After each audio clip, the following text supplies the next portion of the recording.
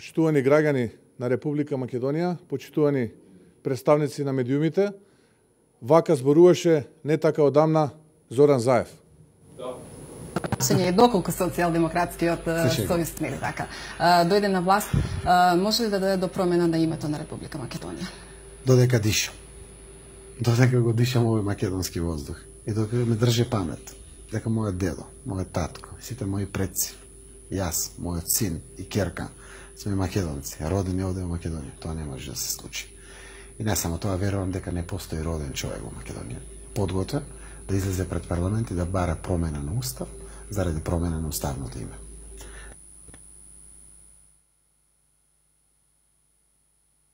Неговиот татко, дедо и во неговите деца. Нека суди македонската јавност со каков човек имаме работа.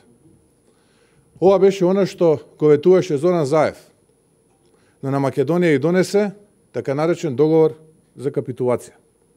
Ова значи дека секој еден збор на Зоран Заев не вреди.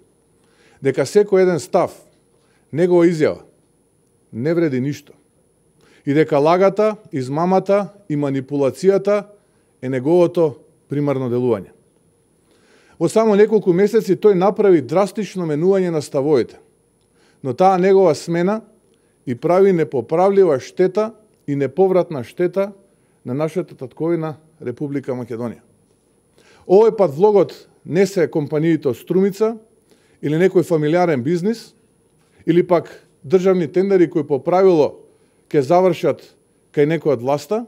Овој пат цената на неговото капитулантско дело ќе ја плаќаат граѓаните на Република Македонија и ќе ја плаќаат со нивната достоинство и чест. Ова е апсолутен пораз на македонската дипломатија во секој поглед и никако не може да се прикаже како победа. Воено ова е изневерување на очекувањата на граѓаните. Имаме министер за надворешни работи, името му е Никола Димитров, кој е учесник во оваа капитулација и кој најави дека ако тоа помогне, ќе си поднесе оставка. Еве го тој момент, господин Димитров. Првиот почетен чекор е вие да си дадете неотповиклива оставка поради капитулацијата која што ќе се обидете да им ја прикажете на граѓаните како победа. Ако пак Зоран Заев покаже дека е подготвен ова, тој покажува дека е подготвен и на се останато. Откако е премиер, видливо е дека Македонија губи. Губи дел од својот идентитет. Губи делови од атрибутите на она што нас не дефинира како народ, држава и граѓани. Го менува нашиот идентитет. Го менува она што нас не дефинира како држава. Уставот на Република Македонија. Тоа е нешто што јас и партијата ВМРО-ДПМН не можеме да го прифатиме, ниту ќе го поддржиме. Затоа што јас верувам во принципи, верувам во вредности, а принципите се она што нас не дефинира како луѓе и политичари. ВМРО-ДПМН нема да поддржи промена на уставот, а со цел промена на уставното име. И ќе се спротистави со сите демократски и правни средства против овој капитулантски договор. Работата е пресериозна и сите имаме одговорност кон нашата држава и граѓани. Затоа денес побарав итна средба со председателот на државата, господинот Ѓорги Иванов, кој предводи една од институциите која е дел од државноста и интегритетот на државата и каде што ќе разговарам за ова суштинско прашање. Воедно, ја користам оваа прилика да побарам и средба со премиерот, господин Зоран Заев, на кој очекувам да ми биде доставен пишаниот документ, односно она за што се согласил со неговиот грчки колега Алексис Ципрас. Почитувани граѓани, ВМРО-ДПМН останува со вас, останува со Република Македонија.